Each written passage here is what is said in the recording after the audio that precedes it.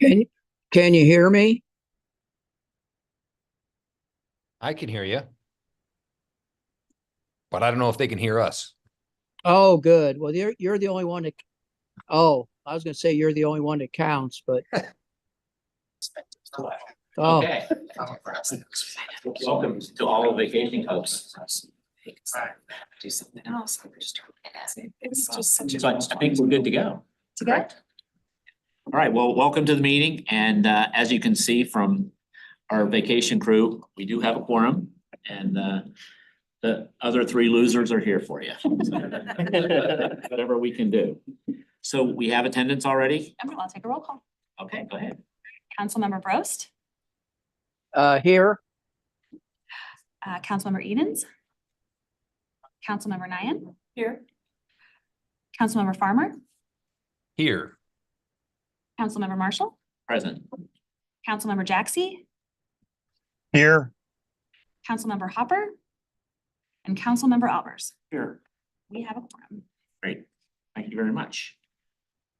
So everyone has received the minutes from the meeting last time. Would we like to have a motion to approve the minutes as been submitted? Nylens makes a motion. Approve. Councilor I Albers guess we'll be doing a lot of that. seconds it. Any discussion? Seeing none, all in favor, say aye. I, Right, minutes as submitted have been approved. Public participation, as we get started, I bet Katie has some We have some. folks for us. All right, first we have Charlene Heidi. Hi, Charlene Heidi, I was at the last meeting as well, but I just wanted to give you a little background, some of the things that we've done over the past several months. Jan Sprunger and myself petitioned a lot of the Pond Road residents back in February, and there were 51 people that signed the petition opposing the original J-turn that was submitted by Wildwood. We then met with Rick Brown at that time and gave him copies of the petition as well as several suggestions that the residents had at that time. One was a signal, two was an alternate J-turn benefiting the Pond Road residents and not Highway 100 resident people. The third was eliminating left turns off of Highway 100 onto Pond Road, or at least during rush hour times to do that. And the fourth one was a roundabout. We also spoke with Ryan Piercy at MoDOT around that time and provided him with copies of the petition as well. Many of the residents that then attended the town meetings about the proposed changes to Highway 100 held by Wildwood and filled out either comment cards or emailed Rick with their concerns. After this last committee meeting a month ago and the discussions and speaking again with Rick and Ryan at MoDOT, we went back to these same residents that originally signed the petition and asked them if only two options were available, the original J-turn or to wait for a better proposal at the Pond Road intersection, what would your choice be? Of those 51 people, 37 said that they would rather, or 72.5% said they would rather wait for a better proposal for the Pond Road intersection. We left messages with another 14 and have not heard back from those. And 3 people who didn't originally sign the petition also said that they would rather wait for a more beneficial proposal for the intersection at Pond Road and 100 that benefited the residents on Pond. In respect for the time, I can lead this on to some of the other suggestions that have been brought up both to Rick, Ryan, the mayor, and some of the committee members here. Thank you. thank you for your comments. Next, Arnie Sprunger. Hello, I think you all probably remember me from last time. Okay, so I just want to make a few comments and then the others will chime in here. But at the last meeting, the city had asked Director Brown to reach out to MoDOT about the roundabout, right? And I think the committee also recommended to the citizens, feel free to reach out to MoDOT as well. and talk to them about what you'd like to see done and maybe lobby them or whatever. I did that.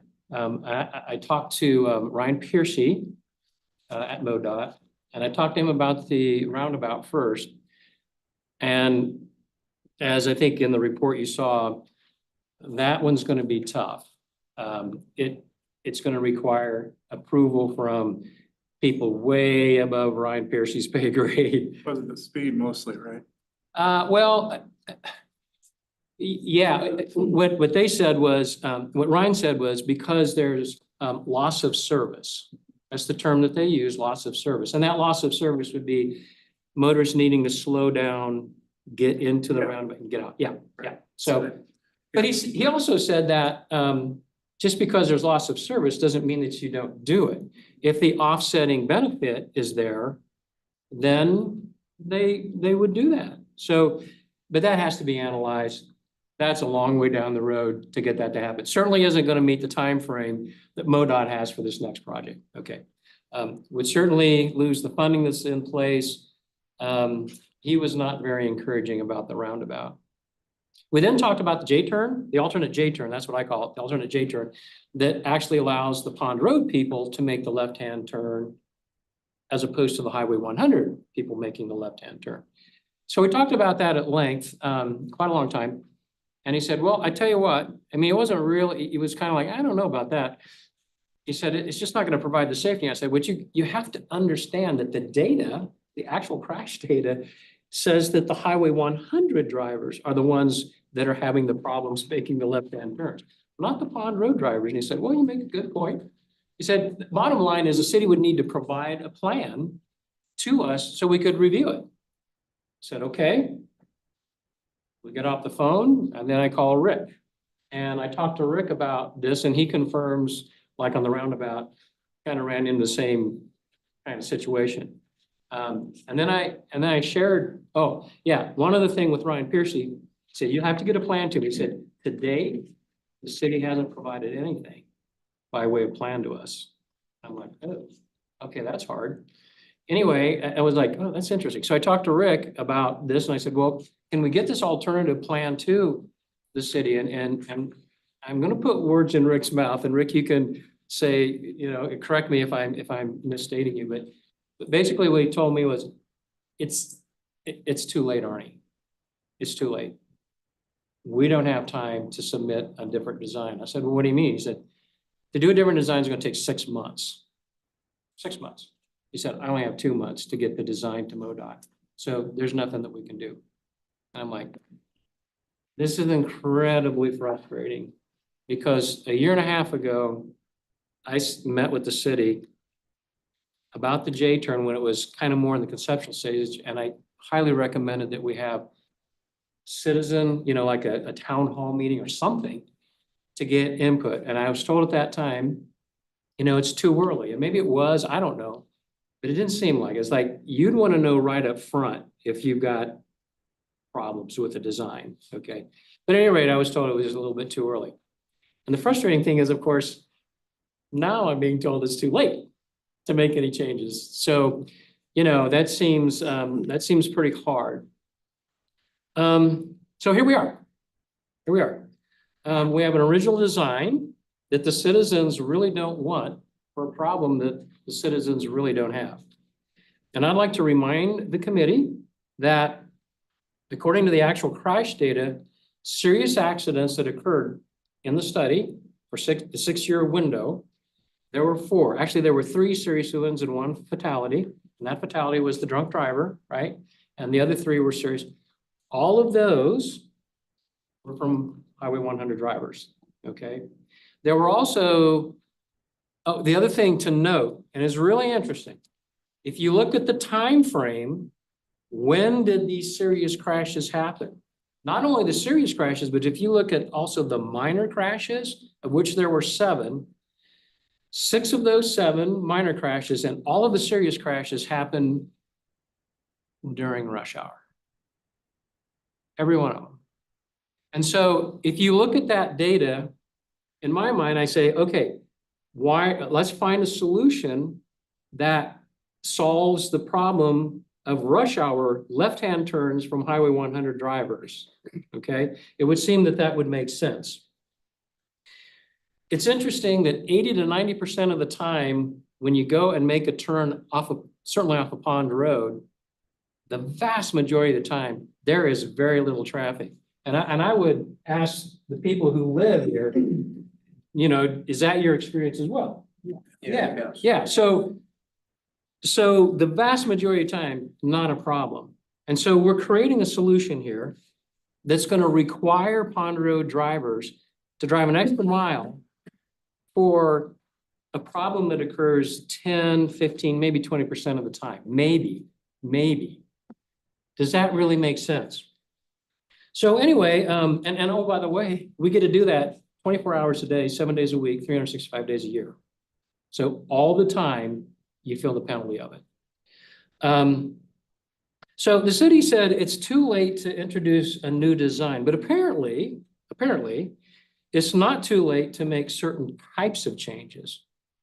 For example, the design work at Wild Horse, that's being withdrawn from the overall project, right? That's being taken out. Arnie, we'll get an update from Rick when it's done with public participation. He'd give us an update as to which projects are on or off in order to do that. So. Okay. Well, I think he'll probably confirm that, but at least it seemed like that was his recommendation. Can I speak? Yes. To confirm, that specific portion of it was not part of the initial funding application. That was an add-on later. Oh, that was an add-on. Yeah, so that was not part of the foundation that got the funding for the city. Oh, okay. The pond and Highway T, those were critical to the funding. Those were the only two components? Those two areas, the crossovers, yeah. Okay, is what was submitted for the funding. Yes. Okay, thanks for that clarification. Okay, so what I would like to suggest to the committee and to the city is, instead of having a solution that the citizens really don't want, is there an alternative? Is there a compromise solution that maybe we can think of? Okay, so for example, what if we went ahead and put in, leave Highway T and 100, leave that as it is, because it sounds like there's no real concern about that. Leave that as it is. But at Highway 100 and Pond, what if we go ahead and put in the J-turns? What if we put the J-turns in? But don't necessarily put in the arc cut portion at the intersection. Leave that intersection the way it is. What if we did that? And you may say, well, wait a minute. Why would we do that? Is that going to help anything? Well, I think the answer is yes. Some of my neighbors here haven't heard this yet, but they're going to hear it now. What if we implemented that? And what that would do is it would allow all motorists, Pond Road and Highway 100, to be able to have an option, an alternative to that intersection. So if a Pond Road person comes up at rush hour time and it's busy, they could go ahead and make that right-hand turn on 100, go down to the J-turn, turn around and come on back.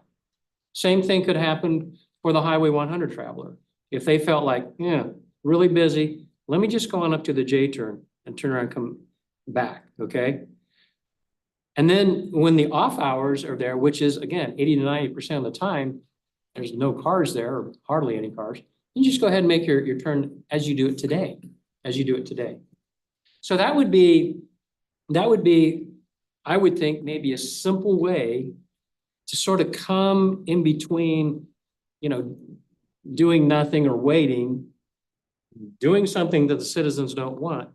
If we can find a solution in the middle, I think that it would solve, and it's a compromise, but it would solve that problem and it would have these benefits. Number one, it would allow the city to continue to utilize the state and federal funds, because that's a big deal.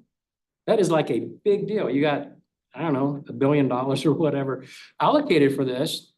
You don't want to lose it, and I understand that. We just don't want to necessarily have a bad answer just because we have money in our pocket, okay?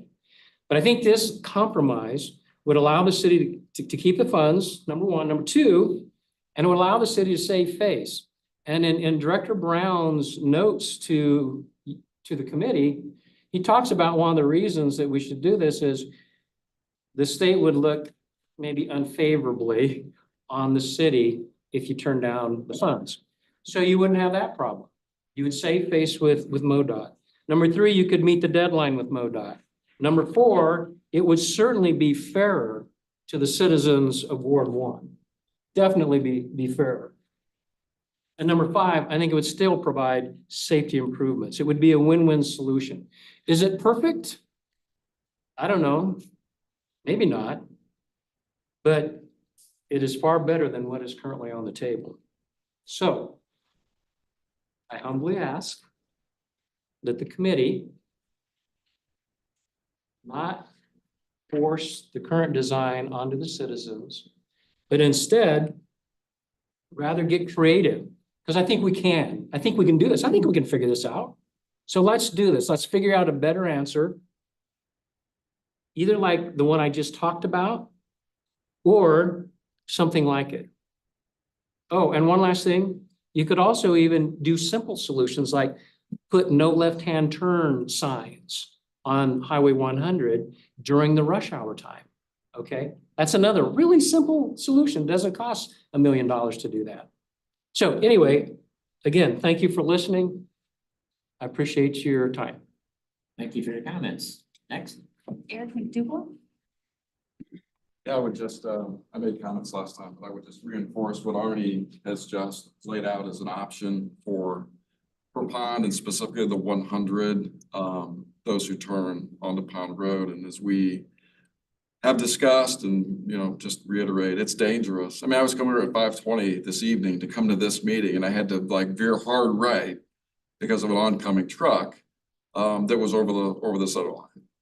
That's not the first time. So it's rush hour, a lot of traffic, way over the speed limit typically. So I think anything we can do to limit that and add, you know, safety for the citizens is what we should endeavor. And I would, like Arnie said, I reject the notion of just the original J. If there's compromise we can reach that makes sense, and primarily to eliminate the 100 cut through traffic that seems to be growing to me, would be a good idea. Thank you for your comment. Josh Sprunger? So again, I also agree and reiterate what Arnie and Eric had said.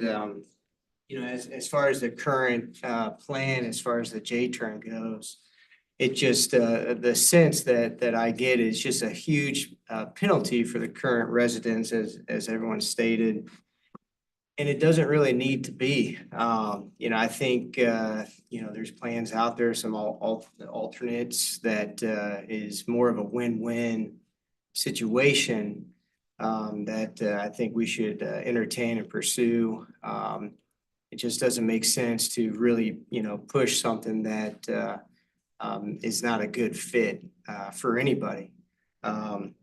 Also, you know, with the statistics and such in the report, let's penalize the people who are turning left off of 100, not the people who have been living here for numerous years. I mean, we all have big investments out here. It just makes sense to, you know, not penalize the people who are here.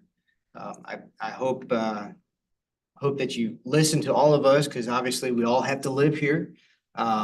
And I hope you really take it to heart that, you know, that there's better solutions out there. I think we can figure it out. In fact, I think we have solutions. And I definitely oppose the original J-turn. So thank you. Thank you for your comment. Erica Sprunger? It is my understanding that some residents came to the city years ago asking for safety improvements to the Pond 100 intersection. However, only 4 out of the 50, approximately from what my recollection is, only 4 out of the 50 residents who gave feedback through those open houses supported this original J-turn solution. And last meeting, we did not hear from anyone in favor of the original J-turn, and you heard multiple comments from those opposing it, as well as the recommendations of other solutions.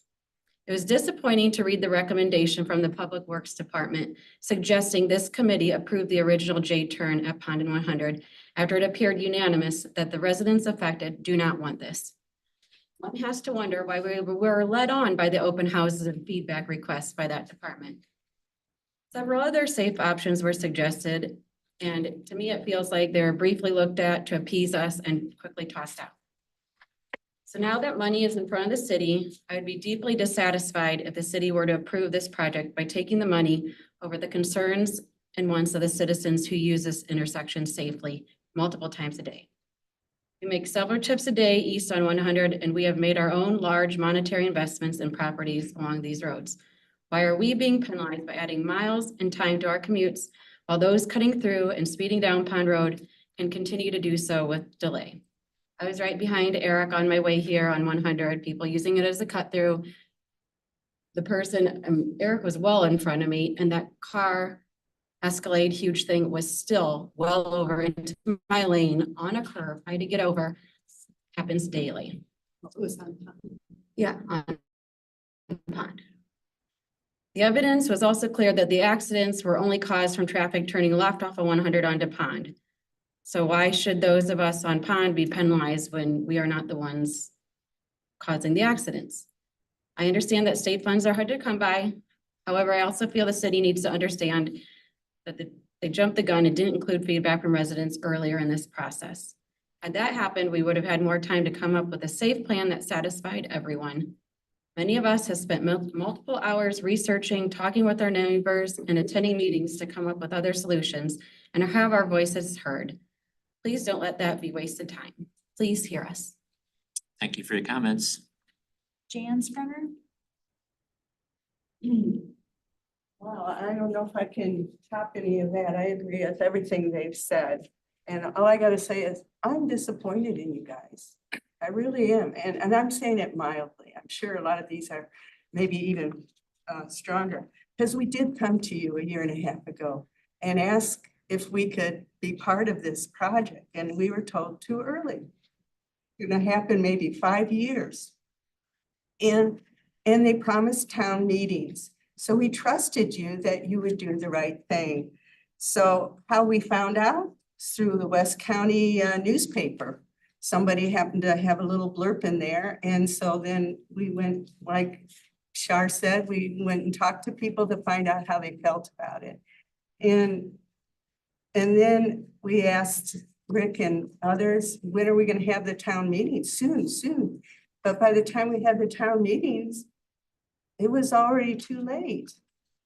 So I like what Arnie and all of them are saying. Can't we come to a compromise? We're in where we're at.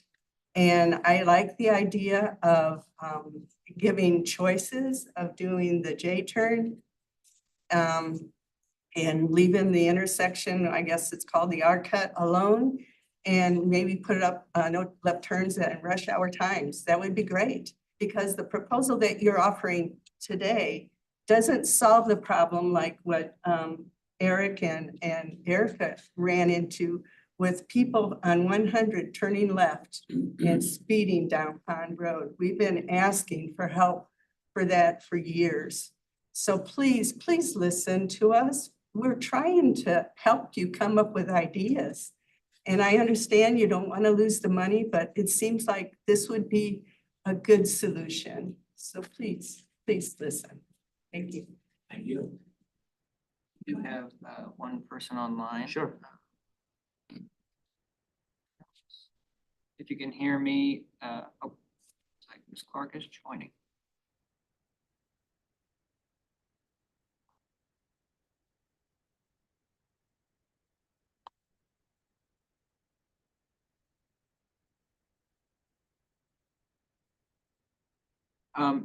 Ms. Clark or Teresa, if you are trying to speak, would you lower your hand if you're not trying to speak, please?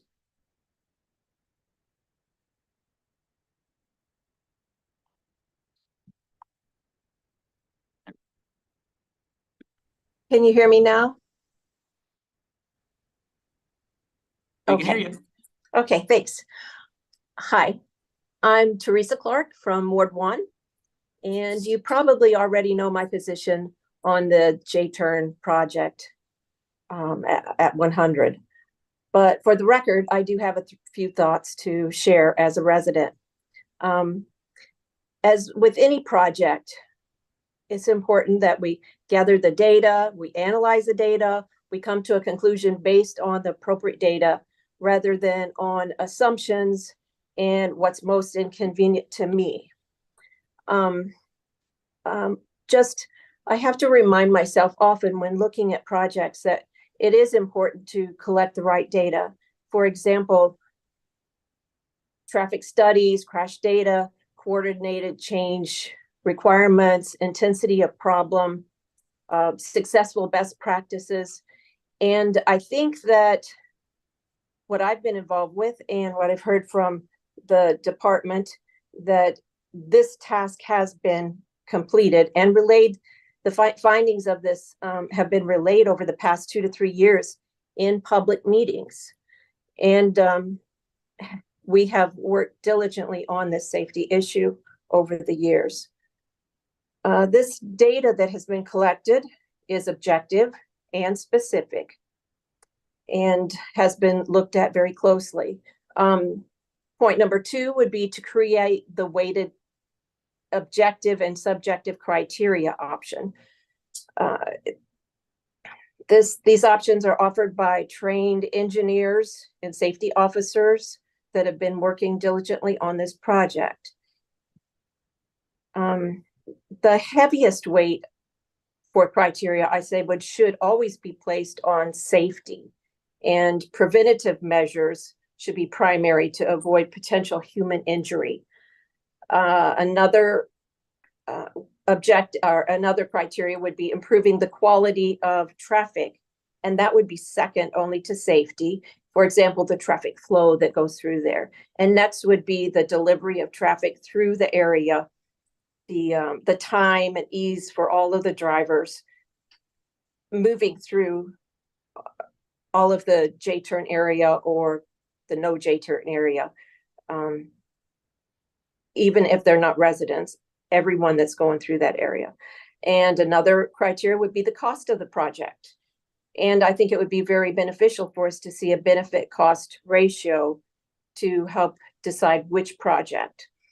And the other criteria that I would think be important is the morale of the residents. You can see that a lot of people are coming forward and talking about this and saying how it's going to affect them. This must be a broad overview, although, of all of the travelers that are going to be on the roadway in that section of 100, not only from just one particular area. And we have heard mainly from one particular area. There's been a few others that spoke up, but mainly from the Pond Road area. A third point, we had collect the right data, create the weighted criteria. And then the third point would be to calculate the decision matrix based on these criteria and consider the priority numbers that each of the options, project options, give. That would take out a lot of the emotion and the opinions and different ideas that come forward.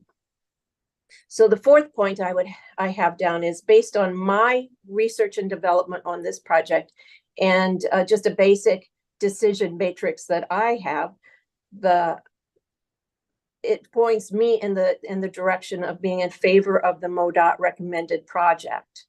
This project was picked by actual trained and experienced engineers, and they have explained in the meetings that we've had, the open meetings where they came and explained these things to us. They explained why they came up with those designs and how that's going to be the most beneficial as far as safety goes.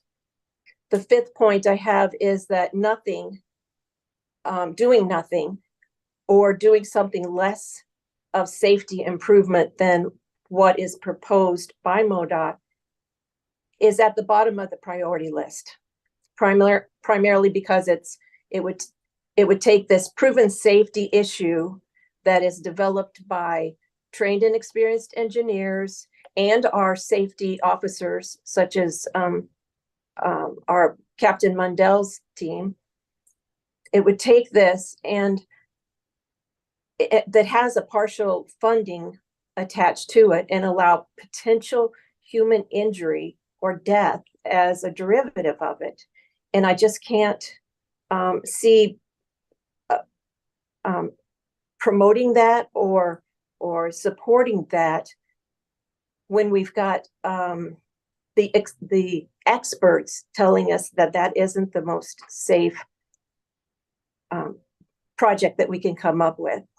I too will be inconvenienced by the J-turn. I come in and out of Highway 100 and would have to go down to J-turn and turn around. Although I don't really believe that it's going to inconvenience me that much, because sometimes I have to wait to make my left turn for quite some time when the traffic is high. So I would much prefer personally to be inconvenienced than to risk a human disability, injury, or death. Thanks. Thank you for your comment. Katie, anyone else? Mr. Sims, if I see that you're online, if you're interested in public participation, if you could use the raise hand feature. That case. Good. Okay, I guess since we have it under for action, we could maybe get a motion to move down to for action and get an update from Mr. Brown. Then we'll come back up to the administrative items. So did I get a motion to change the agenda? From one of our, there you go. Councilmember Nyland makes the motion and Councilman Albers seconds the motion. Any discussion? All in favor, we'll change the agenda and bring up the for action.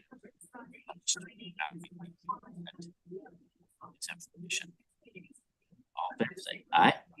Aye. Aye. There you go. Mr. Brown, it's all yours. Thank you, Mr. Marshall. Council members, I'll make a few brief comments just to provide an update in terms of the project. As you know, this has been in front of you for a few months now. And at the last meeting, there was essentially a motion made by the committee to defer any decision until this meeting with the intent to look closer or explore the potential for roundabouts in lieu of the J-turns, or roundabout in lieu of the J-turn at Pond Road, and explore that with MoDOT. So as I think was stated previously, and mentioned tonight, I think that the roundabout at Pond Road is certainly realistic or feasible from an engineering perspective, but I think the problem that we really are facing is that we have a deadline to meet that's attached to the funding that's in place. And MoDOT tends to build their researching project with the J-turn project, with our left turn project. One bid, and they want to bid it in December. And to get that done, we have to have our plans submitted to MoDOT essentially in September for their final review and approval by October. So that's the main constraint that we're facing right now, is that we have to get our project completed and through our internal and through MoDOT's reviews, so that all that is complete by essentially mid-October. And that's all part of the funding agreement that we approved with MoDOT previously. So that's the main constraint we're facing. Unfortunately, that's the reality that we have right now to deal with. So our consultant is, quite frankly, well challenged to meet that deadline. The amount of time they have is, if you ask them, I'm sure they would prefer to have more time to finish up the preliminary and final plans, go through the environmental reviews that are a necessary part of MoDOT's process. So any delay on their part, and they will not meet the deadline. If we don't meet the deadline, MoDOT moves forward. They can choose to move forward without us. Essentially, they can make the decision for us. If we don't submit the plans, we don't write them a check. Essentially, we'll forfeit the monies per the agreement. So By October, we have to submit our plans. I mean, frankly, we'd have to write a check to MoDOT about the same time in advance of the bid for the improvement project. That's all essentially dictated by the agreement that we signed earlier in the year with MoDOT. So I wanted to provide a little bit more context in terms of where we're at and where we're going with the project. So I think the roundabouts, that's why I suggested at the last meeting, I think it is a feasible alternative from an engineering perspective. The problem we're facing is our deadline. Now, if the deadline were to be postponed, then maybe we could implement it, but we would need a significant postponement on the part of MoDOT to get through all that process.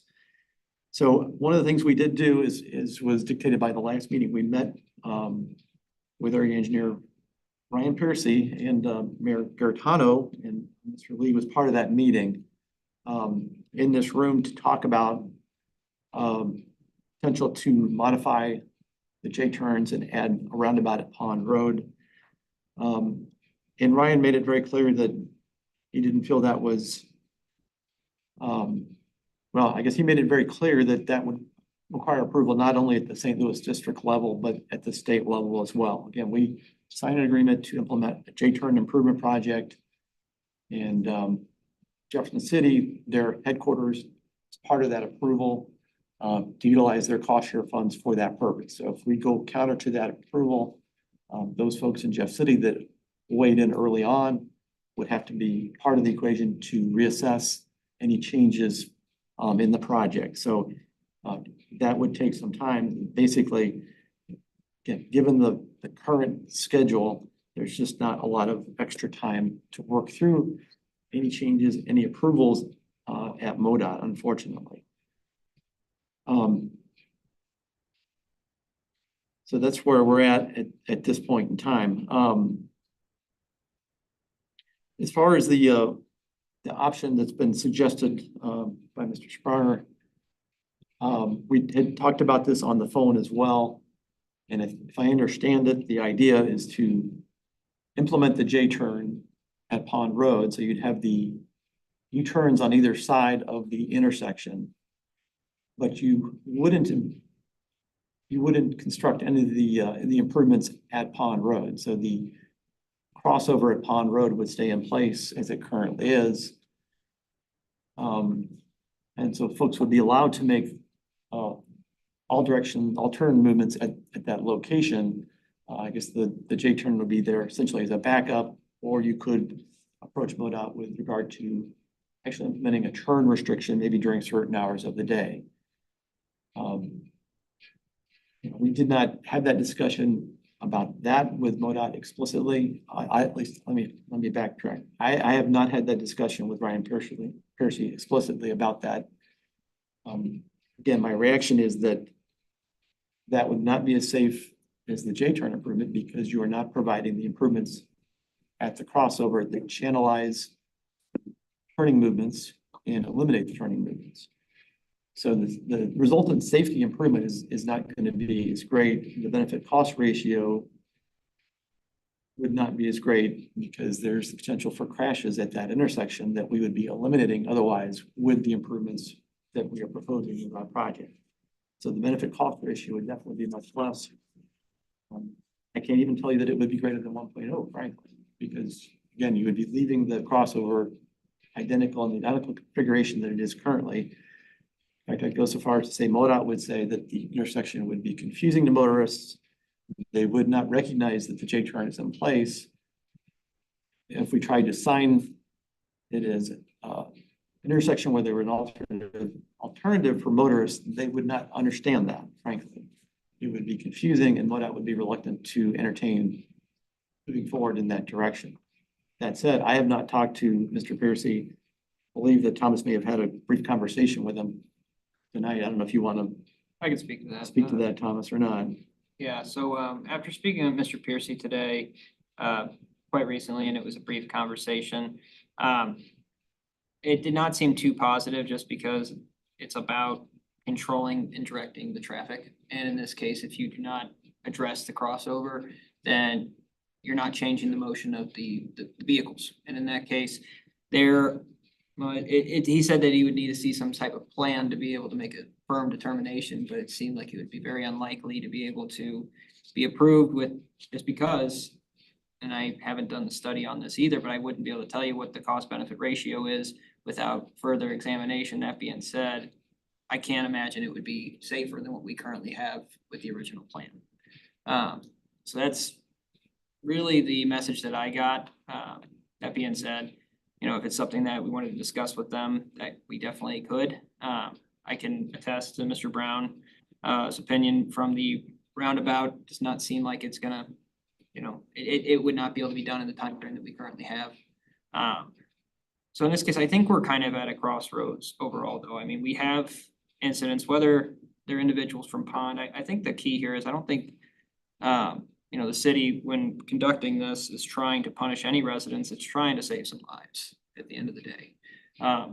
Individuals have, well, one individual that was intoxicated is correct, did get killed at that intersection, and there have been three additional individuals just in the last 5 years that have gotten serious disabilities from their injuries from this intersection specifically.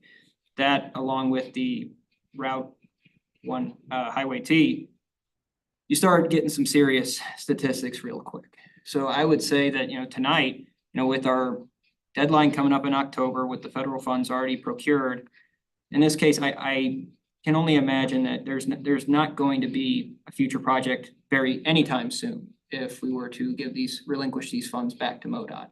They very well could just do it themselves. That most likely, that could happen that could happen, but overall, we're kind of at a situation where we either need to proceed with the plans that we have, or we need to, you know, be okay with relinquishing the funds back to the federal, to the state, to the Fed. I think that if that were the case, though, there's gonna be a time within the next 5 years where Captain Mandela's gonna let me know that someone may have passed away because of this intersection. It is dangerous. I've driven it multiple times since we've raised these concerns. The crossover is very dangerous on both ends, and, you know, it's my personal opinion, would be take advantage of the opportunity we have here and proceed, but that's just my take. Thank you. Questions from the committee?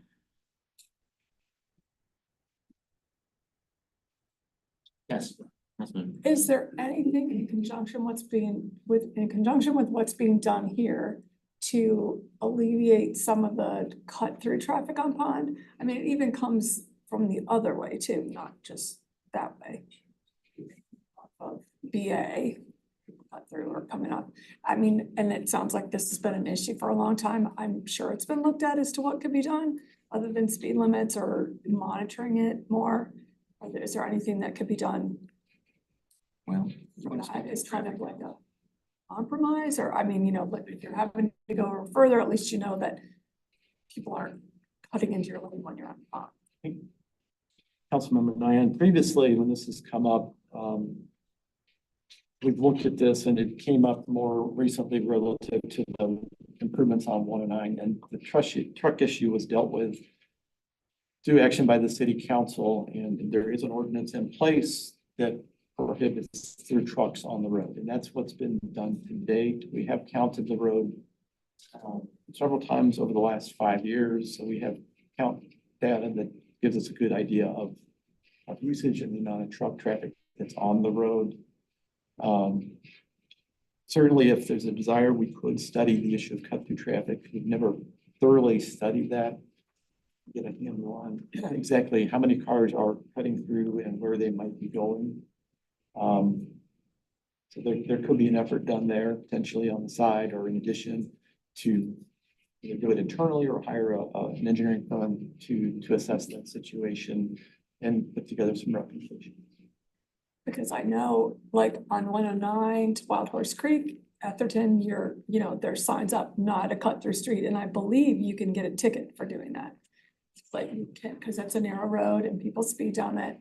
So I didn't know if there were punishments like on Pond, and I don't know how they know that people are cutting through it other than follow them and see that they go from 109 to Wild Horse and then they could get a ticket. But I mean, to me, it's kind of a similar situation. They've done it on Old State too, right? Well, the county just incorporated truck restrictions on Old State and we do have at least one road where we've prohibited through traffic, and that was not without some controversy. Even when you sign it, as you kind of reference, it's very difficult to enforce. And frankly, you're taking a public road and you're making it less public is what you're doing, frankly. So, but again, the starting point would maybe to do a study to really evaluate, how many cars are cutting through. Is the problem as significant as we think it is? Is that traffic going and coming? That would provide some clarity, I think, in terms of making a decision in terms of whether that needs to occur potentially.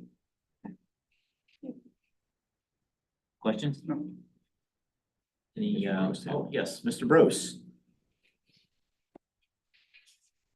Okay, thank you. Can you hear me okay?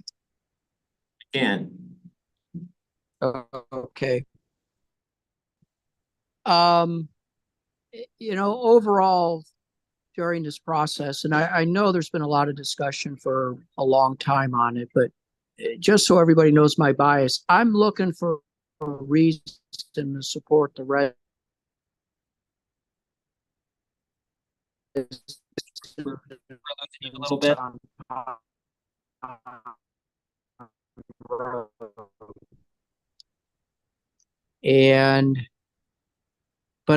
Rick, I would like to, pardon me? We're losing you a little bit.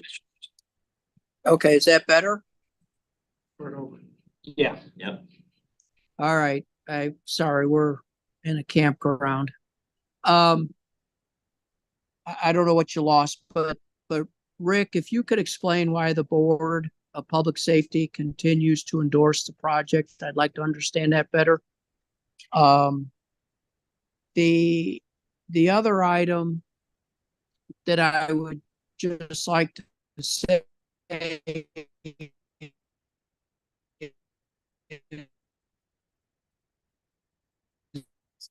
that my most important role is public safety. So, and I just want everybody to know that is number one. And then I've heard a lot about waiting to take left-hand turns on 100. I mean, I would say more times than not, I wait to take a left-hand turn. I rarely go right. I live off Wild Horse Creek. But it would be an exception. And again, I don't go out at midnight a lot, but it would be an exception that I don't have to wait to make a turn. So I don't think my experience taking a left would be any different than Pond.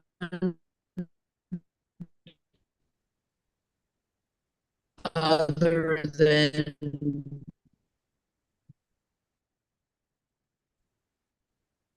Mr. Brost, if we could recommend maybe you turn it off to see if that could help improve.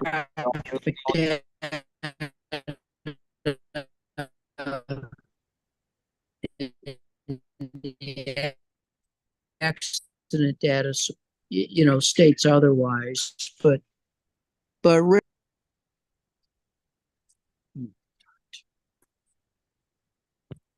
hello.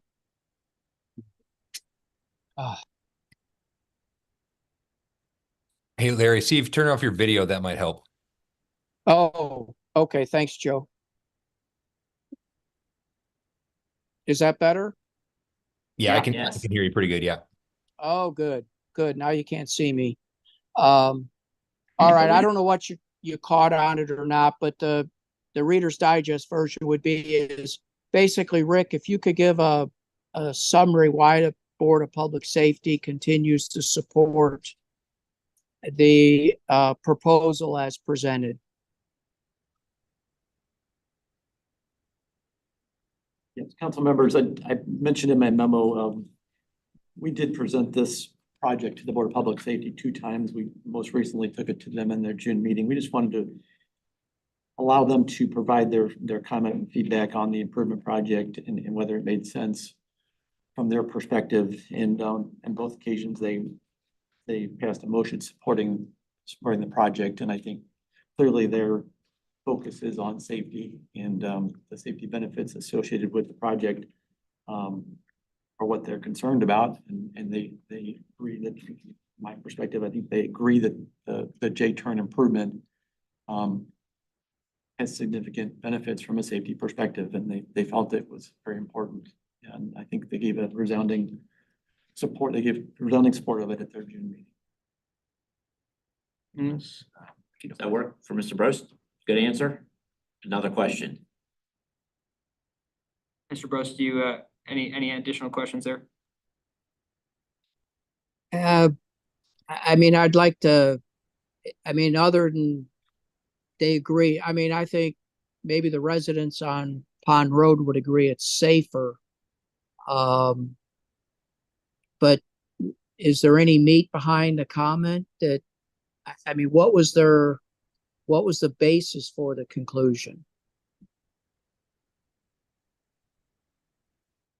Well, I think the basis is the research that's been done on the J-turn improvements where they've been incorporated in Missouri and elsewhere does support that it will reduce injuries and fatal crashes at these type of at-grade intersections on high-speed expressways. And that's their main focus is safety. They believe that the project would improve safety at both the intersections, Route T and at Pond Road. All right, well, I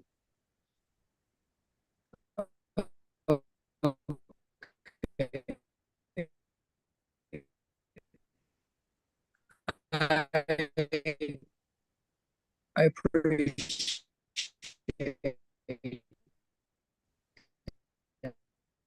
That's a breaking up again.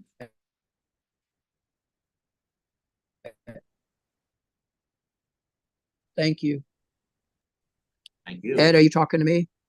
Yeah, just that you kept breaking up. So we heard the part of the response to the safety committee.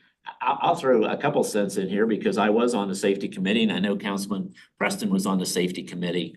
And I think part of the concern when it was presented, it was a couple, 3 months ago for me, and it's the last one when we were there, is when you start looking at the benefit cost ratios. We got a little bit more experience on Old State, that when it gets up that high, it's always because the safety is riding on top of all of the inconvenience of being able to do that. So I know in the last year when I was on there, and I think Councilman Preston was there, that was the riding factor, was the fact that the reason it is so high is it will improve the safety that much.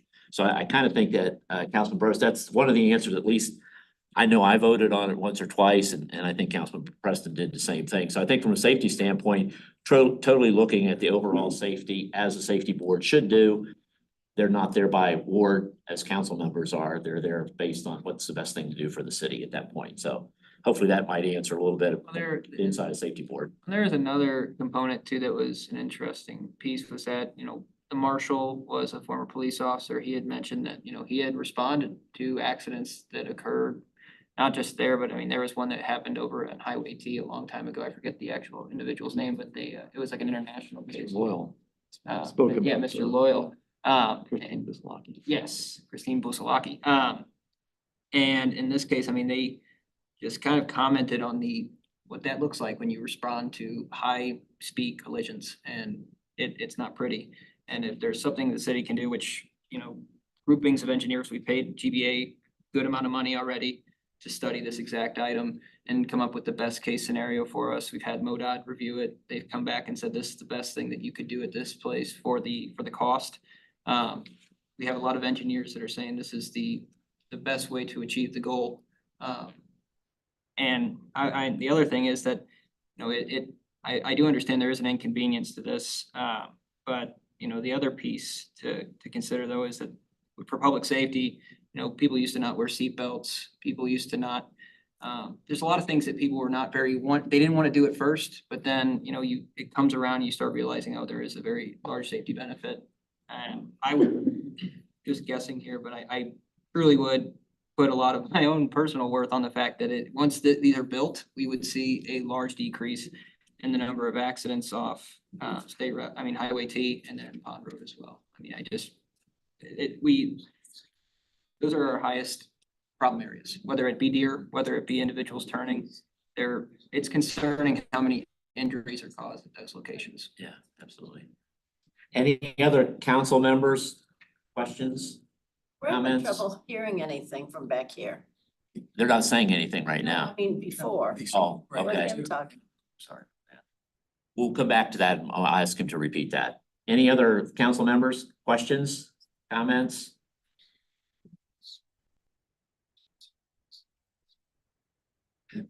Yes, Councilman Farmer. Hey, guys. So just so everybody in the room understands the process of how this goes. So if you guys are looking for, I assume, a motion this evening to proceed as recommended in Rick's memo, right? Yes, that's good. From the city administrator, yes. All right, and then if that happens, then this goes to I assume it would go to the council meeting. Is it going to be the council meeting next week, or would it be, I mean, I'm just trying to get the timeline figured out because there's a lot of good conversation that is going on. And I was on the I am on the Public Safety Commission. So I had that conversation last month as well. I mean, I think, an unfortunate reality of our job a lot of the times as council members is taking into account concerns of residents and trying to make the best decision to not inconvenience people as much as we can, while certainly in this case, enhance public safety. So I have some concerns with, just I've not really liked the J-turns in general personally, but I also can read the reports that say it is considerably safer to have something. And I am a person that generally feels like something is better than nothing, especially when my guess is that if we were to not do this, nothing is what will be for a very, very, very long time, if not forever, based on how MoDOT tends to work. So if I don't know, Tom, if it's you or Rick or somebody can just kind of explain the process of how this goes. I assume it winds up at the wider council for another conversation, correct? In this case, we could definitely have a motion from this committee tonight, depending on the decision. If the decision was to, not proceed with the J-turns as is and potentially return the funding, that would definitely need to go into council because we are already currently in an agreement with MoDOT to proceed with this project. And that would need a reversal because there was an ordinance that was passed to approve that agreement. If the committee tonight decided to move forward, they could add a condition to bring this to the larger council, or maybe have a broader discussion at the council in general to take it to the council. But theoretically, there's no further action if it is just proceeding as usual, since we already have the agreement in place and everything's in place at this point where we would not need an ordinance or a resolution passed to proceed. So it sounds to me in either way, it has to go to the council, right? If we were to say, well, okay, well, we don't want to do this anymore, that has to go to the council. Or we could say we'd like to have a wider conversation, or we just go continue as is, and then the wider council doesn't have any further say because they already said something, right? Yes, in this case, well, it's dependent on what the committee would decide tonight, but at this time, there would be no actual action items. There wouldn't be an ordinance that would need to be put together. It would be a work session item. Got it. Okay. All right. I guess that's all I got for right now, Ed. Thank you. Mr. Jaxie, any comment, question? Well, I guess my only comment would be, after listening to some of the residents and the data that they presented, I do wish we had the conversation earlier in the scenario about roundabouts, but I guess I'm leaning towards supporting where we're at for the safety concerns, as other council members have mentioned. Thank you, sir. Good. Anything? Go ahead. I would lean towards bringing this to the full council. Not to approve it going forward together, but I guess to put it on the agenda to discuss in a work session. Yeah. So I don't know if it's time for a motion or. No, so I'd like to ask a question. The timeline and the engineering people are all working on the timeline. So we know we have a deadline as September, we either drop it or we move forward. Is that correct? That is correct. So listening to everybody's comments, I just would ask ourselves, would it not be a good idea? So that everybody understands it is the state road. It's not ours. So there's very little that we can do, and they can do whatever they want. It's their road. But I would just question, would it not be of interest to have Mr. Brown contact MoDOT and to ask them? Because I think, I'll tell you what I think would happen, but I think if we were to ask them about allowing that cutover and eliminating that, what does that do to the break even out? Because I think it will drop back to 1, which would then unfortunately the funding would disappear. Because there'd be no improvement from a safety standpoint in their calculations. But would we be able to ask that direct question and then come back to this committee in August? We'll still be in front of the August meeting, the council meeting. And then at that point, based on what we hear, we could take it to the full council for an August support of it, or the fact that now the council has to make a decision to walk away from funding. I mean, we're only gonna have one option here. Either there's a possibility, no possibility, and then the council can do what the safety committee's done and what we think the engineers will do in order to move it forward. So it would just verify that the logic of trying to do a cut through like that will actually disqualify it from a safety standpoint. And then the city has to make a decision. Do we walk away? We would still have the penalties associated, but we could then make that decision. And at the same time, the engineers can continue working on what they're doing. So we're not going to slow the engineering process down. We just have one more chance of making an inquiry, very specific based on what everybody's asking, and see if we can get any influence at it. If they say, oh yeah, we do this all the time, then it is, as Mr. Springer said, a win-win. If they say, no, we can't do it because of that safety issue, then that kind of answers the question too, because it is their road and I think their funding, it's all of our taxpayers' funding. But I think that might be a workable compromise, but I'm asking that Mr. Brown thinks that's worth asking a direct question about this possibility and understanding that, if that's what it is, then we know that. But my gut feel is based on the cost break analysis, it'll pull it away, that there's no reason to change anything, if they see it that way. Is that a workable thought? I think, Councilmember, we could certainly inquire and see if we can get a response from MoDOT between now and the next Admin Public Works Committee meeting, certainly. Hopefully we can get a direction from them relative to this potential modification. And if I were to make that a motion, could I add in that we also ask the police department to look at the suggestions for the turns onto Pond Road, what some of those options might be? Again, I know it's 2 different areas, but if I could make a motion to do that, maybe we'd have a second and we could decide if that's a logical process. Can we do that in one motion? Or do you want me to separate it? I'm not sure. Could you clarify the second point you You're made? saying that the police department would look into the idea of adding the Ask signage? the for police enforcement? department to come back with some options on how to deal with a pond drive-through, Oh. Cut through. the cut-through traffic. stuff. Gotcha. Guys, I got a quick question. I'm sorry, but need a little clarity. I know there was an alternate J turn. Was that ever submitted as a plan to MoDOT? Thomas? In this case, it was not submitted. It would be an $800,000 increase to add that specific lane, and that would not be covered under the federal grant. So why? It was not submitted directly to MoDOT. They are aware of it, though. They saw it during the open house. I just don't understand why it wasn't submitted.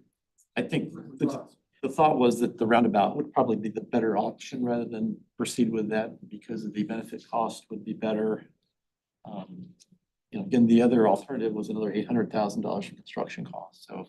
It could have helped with the helped with safety the, of Pond Road though, because it wouldn't have allowed immediate cut through coming left onto 100. So it would have appeased the safety of 100 and Pond Road if you went with the alternate. And the $700,000 to $800,000 could have come from the Wild Horse Creek Road that we're giving up. If maybe we could ask for an extension or to look at that instead of. I just don't know why we're not exploring all the options or at least. Well, we're assuming that we're all doing this as a big group. We're not. It's the state's road and we have to work through those channels. So I apologize if you're concerned, but we do have a motion on the floor now. So if you could let us continue with our motion, and then I'll wrap back around and see if anybody else has any other comments at this particular point. So my motion then, Katie, are you pretty close with it, you I think? think so. Basically reach out directly to MoDOT asking about allowing that cutover and having the alternate J turn option. With the potential knowing that that might disqualify us from funding Okay, or that. so that would just be a step I'd like to consider us as a committee to talk about. Asking any comments? Cut through. First, we need a second. Be a second one, okay, We need a second motion, for that, a second to discuss it more. right, okay, So I second. Councilman Albers gives us a second. Now we're open for discussion. Mr. Brose and then Mr. Farmer.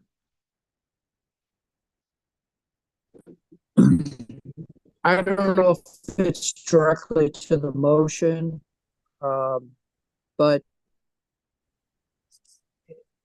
you know, basically, if I'm gonna err here, I'm gonna err on the side of safety. But what I'm also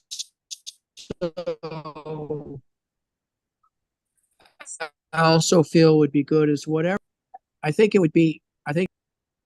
is to have it come back as a work session item at the council and make sure that we have, you know, overall support for the city. I think it's a large issue and I think that would be a prudent move. So I'm not sure if I'm modifying a motion or if that's part of it. So That is an amendment to the motion if it was. It could be an amendment, but I don't think we have a reason that we can't ask the mayor to put it on the work session. In that case, would we be changing the motion from bringing it back to admin PW in August to bringing it directly to the July work session meeting, or would we be going to? I would just do the August meeting for sure. That way you'd have the time and we're not gonna rush the engineers. Okay, so in that case, bring it directly to the August work session for the council. Yeah. Councilman Brose, does that work for you to have it on the work session? well, Or do you want it done? I'd rather like torture Rick and see if we can do it in July just because we're on a timeline. But I'll leave it up to Rick if it's July or August. The question with July would be potentially may not have heard back from MoDOT by that time. I think August, clearly we should have a response, but we would do our best certainly. Okay, so I guess we could do two separate motions if we want. So August. August would be, we know that would be for sure, but it's whether or not we could get the information to do it by the July 15th. We are a week behind. Maybe in the motion, it's get it in front of the early as council possible. as soon as possible, later but no than- later than Yes, August. so we'll amend the motion, Miss Katie, to as early as possible, maybe the July 15th meeting, otherwise the August work session, and get it on for the work session to discuss, so that the full council is involved with it in order to do that. Now, Okay, if I could thank get a second, you. And that was made by Mr. well, we're gonna amend the original motion. Yeah. I'll amend the original motion if We need a vote. Councilman Albers second that. Yes. So now we've amended it and we've got a second. We're still open for discussion. Mr. Farmer. Yeah, I was gonna suggest something similar. I'm not sure if we can do this, but you know, this is kind of, to me, this is one of those like walk and chew bubble gum kind of things. So we have a conversation that I think is appropriate to have with the council as a whole as to whether we can get this plan in a way that we would all really like it to be, or whatever it is. As a city, are we willing to give up that money, period?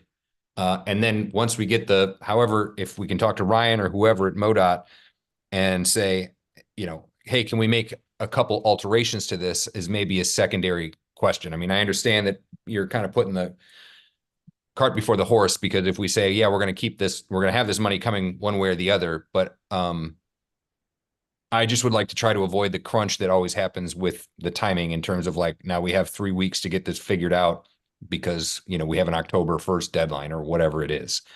So, I mean, maybe the question for the council as a whole is, you know, as a city, ideally, we want to get this in a way that works for the residents and everybody else. But at the end of the day, we are not comfortable giving up this funding for a variety of reasons. Or, you know, if this is not the best plan as a whole, then we are comfortable with that and we're okay moving forward, but we don't need to waste anybody's time and energy for, you know, for no reason. If we're willing to walk away, we're willing to walk away. And then we know that. I don't know that we need another month. I don't know that this answer is going to help people decide that question, if that makes sense. No, I agree. And I think that's what we try to figure out is the sooner we know, the better. But I think we ought to take an opportunity, since everything is still going forward, to find out what they can, if they have any comments on it one way or the other. So that was kind of the intent of the motion. So. So I mean, I would love to get that answer, Rick, but I don't know, you know, I also don't want to leave anybody in a lurch if we don't get an answer we like, and then we're kind of back to square one. It feels like. Good. So that's all I got. All right, any other questions, comments from council members? Okay, all in favor of the motion has been amended, signify by saying aye. Aye. Aye. Any opposed? I didn't hear any opposed. I'm not sure I would identify an opposed, but so the motion is passed and we'll move forward with that direction. So. Okay, we'll do this out of order, but only because of you. Thank you, sir. This is just a question. I know we've gone to MoDOT numerous times and said, hey, how about a roundabout? Hey, how about a this? How about a that? Is there any notion, and maybe Director Brown, you know, could give some insight on this, but is there any concept of sitting down with Ryan and saying, hey, what options really would we have here? You know, I know you're recommending this, but are there some other things that we could do that would maybe lessen either the burden on, you know, the residents, you know, instead of trying to solve the problem for him, maybe he's got some ideas. Because I, for example, I do know that I looked at a number of the J terms throughout the state of Missouri. And in some cases, they allow those left-hand turns off of the main line. But in a lot of other cases, they don't allow any left turns. And so if you want the ultimate safety, you don't let any left turns happen. That's the ultimate safety. I'm not really a big fan of that because that means that, you know, but so is there any notion of just saying, hey, help us figure this out? Here's some ideas that the citizens have. Could we do this? What about that? You know, could it be a collaborative thing? You see what I'm saying? I could see I've spoken at the open house, Ryan Piercy did support getting rid of the entirety of left turns altogether and just having the J turns. That's what an original J turn is. And that would actually produce it would produce a higher score, quite frankly, if you don't have any cut through traffic at all. And it would help. And I spoke with a couple of residents off Pond that said that would be the great compromise because it would restrict the cut through traffic, but yeah, they had to drive a little bit further, but it would at least give them a little something because it helps address the cut through traffic issue, which it would. And that would be something that MoDOT probably would be very open to. Okay, so that would be like an example of an option. You know, they say, well, you could do that. That we would support. You know, maybe these other things, you know, that I presented tonight, I think it's worth asking the question, maybe there's some other things. But if not, you know, it's feeling a whole lot like this is going to come at, you know, we're going to get this thing whether we want it or not. Okay. Well, if that really is in fact going to happen, can we at least do that part then?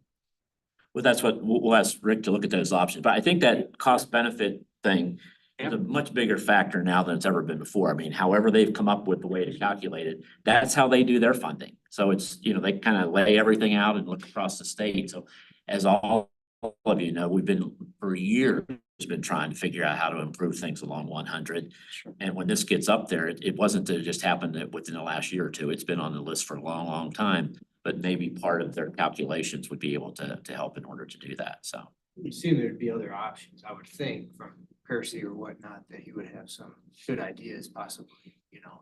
to I think help. he's been involved in the thing all along, so we'll see, but I think we got the direction here for Mr. Brown, and we'll get the answers back as soon as we can. Well, and I'm sorry, in response to her trying to deal with the left turn that's cutting through. I mean, even if they eliminate that cut through, left-hand turn, is that a possibility? It's, That's what we're talking about. Yeah, what you but said. you're talking Yeah. about both of the left. Well, you'd be pretty much filling in the median. Think about it like Yeah, that. there'd be guardrail See, I across think there. these are good conversations to have with Percy, right? And to work together and try to figure it out, you know, so that it's. Okay, that's what we're gonna do. Thank We're you. gonna move on to the next item in our meeting. So we're gonna default back up and do our feed program. Great. Thank you. I can take that, Councilman Marshall. Hey, members, appreciate the opportunity tonight. Wanted to give a quick update. We are really close to finalized phase 2 list, but, Department of Planning, Melanie Ripito and myself actually met with, the Department of Office, the Office of Broadband Development that is overseeing the distribution of BEAD funding throughout the state of Missouri. And we got some, I had some opinions overall about, just with the materials that they had published already. But this kind of gave us some clarification on what the BEAD program is and what they're looking to do. As a background, they received $1.7 billion, the state of Missouri did, to provide high-speed internet to all Missouri residents. So not just, some, but anybody that's underserved and unserved. And currently, right now, what the Office of Broadband Development is doing, and they have a whole team doing it, is going through every aspect of Missouri, each area that might have unserved and underserved areas, and identifying homes that are just that, they have less than 100 megabits per second, something like what we've been doing, and actually partially part of the data that we use for our list that we have been discussing and reviewed came from them. And in this case, we met with them and really wanted to inquire on whether or not the city would be eligible as an applicant for funds. And they said the city theoretically could apply, but it would make way more sense for an ISP to apply on the city's behalf, because the application is going to be pretty intensive in the sense that it's not going to just be, what's your, population and the data about who actually doesn't have internet. They're going to be asking questions about the cost per linear foot of fiber for the conduit. They're going to be asking, what contractors you have on that are going to be on site doing the projects, and that kind of had a light bulb, and it was a little disappointing because at one point we thought, oh wow, we're not going to be able to have any opportunity to acquire any of these funds. That being said, the Office of Broadband Development wanted to assure us that that's not necessarily the case. The city could very well work with different ISPs to help apply, and if we write a letter of recommendation to them, they actually get quite a few points when going to apply and to get funding. That then led to a further discussion of what is the overall program, what's their goal? And they reported to us that they pretty much are going to be going into Wildwood and doing phase 2 for us over the next 4 years. And right now, and this is something we recently learned over the last week and a half, we've been going back to see every house address that could be included, could not be included in their build, but their goal is to go in and provide high-speed internet to everyone in Wildwood. It's going to take a longer amount of time, but they will be doing it. Right now, they're currently doing the challenge process to ensure some areas. The data they're using is based off what people are advertising at. So if Charter or AT&T, whoever it might be, is advertising that they provide service to that location, they are taking that on face value, and then they're publishing that data, and then have the resident come back and say, whoa, that's not correct. I don't have those speeds, and I also don't have that service. And that's what's been happening. We've actually had a lot of residents we've encouraged to challenge, and we've challenged on a lot of residents' behalf. So where this really comes down to is there's going to be a lot of work going on in the next 4 years. And I don't know how this impacts phase 2. I think at the end of the day, the ARPA funding we do have, we've dedicated that to phase 2. and needs to be obligated by December 31st of this year, I think it's very important to take a step and fill in some of the donut holes, as we've called them. And that's a prime opportunity to do just that. The other component, though, we have earned interest off the ARPA funds that we've had saved, quite a bit actually. Right now, we have approximately about $2 million along with if you have the charter settlement funds that we put aside, pretty much a resolution to change it mid-year to put it fully towards a phase 2. If you combine those funds, it's around $2 million. So it's a nice hefty sum for a project, but with the way Spectrum has been discussing phase 2, the department is very concerned that they're gonna come back and pretty much, that the price of the project is going to be higher than we can really handle. To do all, right now, we're looking at around 400-ish homes. We were at 312 firm last month. We're really close to being, filed through there, but it's around 400 with some change. Just for that, I think we could be, you can anticipate that the prices are gonna increase by anywhere from 50 to 100%. So the cost per home for phase 1 was $3,336, around that per home. That means now we're gonna be looking at anywhere between $4,500 to $7,000 per home to run fiber to. And in that case, we just might have some tougher discussions coming up, considering the first project for 2,025 homes cost $6.75 million, but in reality, with Spectrum's costs on that project as well, it was more like $12 million, and that was in 2019 money. And right now, I can tell Spectrum is trying to recoup some of those costs. They definitely feel as if that we got a really good deal there, so I can only imagine that they're going to swing for the fences for a phase 2. So just generally anticipating that, I think that the ARPA funds need to be spent for internet like we have anticipated, but potentially what might be the better move here, and something that the director of broadband development had mentioned and wanted to bring this to the committee's attention, is that the city could theoretically maybe use some of the funding we have as a mechanism and tool to get the ISP that we want out here. Use that to counterbalance their application to the BEAD program. It'll help lower the amount of money they're asking from the program, which will heighten, along with our letter of support and actual monetary match adds points to it as well, would actually heighten their application closer to the top, would help it get done sooner, and would give us leverage back, quite frankly. And in that case, so right now, it seems that Spectrum, well, the main case here is that Spectrum is really trying to, they're gonna come back with a pretty expensive proposal. I kind of want to brace for impact there.